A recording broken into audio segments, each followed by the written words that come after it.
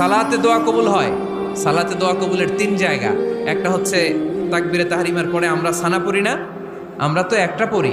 আল্লাহর হাবিব সুন্নাহ এবং নফল নামাজে আরো পড়তেন সানা, ওই দোয়া কবুল হয়। 2 নম্বর জায়গা সালাতে সেজদায় পড়ে দোয়া করলে কবুল হয়। আকরাবু মা ইয়াকুনুল আবদু মির রাব্বিহি ওয়া হুয়া সাজিদ ফাকসিরু ফিহি দুআ। বান্দা যখন সেজদায় লুটিয়ে পড়ে, বান্দা আল্লাহর সবচেয়ে কাছে চলে যায়। তা কিন্তু বিশ্বনবী বলে, সেজদাটা তোমার রবের কুদরতি পায়ের উপরে পড়েছে। সেজদায় পড়ে দোয়া করেন।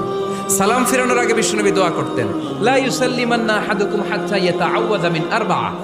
আল্লাহর হাবিব বললেন, 4 জিনিস থেকে পানাহ না আছে আমার কোন উম্মত যেন সালাম না ফিরায়। তারা যেন পড়ে, আল্লাহুম্মা ইন্নী আউযু বিকা মিন আযাবিল কবর, আউযু বিকা মিন আযাবি জাহান্নাম, আউযু বিকা মিন ফিতনাতিল মাহইয়া ওয়াল মামাত, আউযু বিকা মিন ফিতনাতিল মাসিহিদ দাজ্জাল। আল্লাহ কবরের আযাব থেকে বাঁচাও, আল্লাহ জাহান্নামের আগুন থেকে বাঁচাও, আল্লাহ জীবন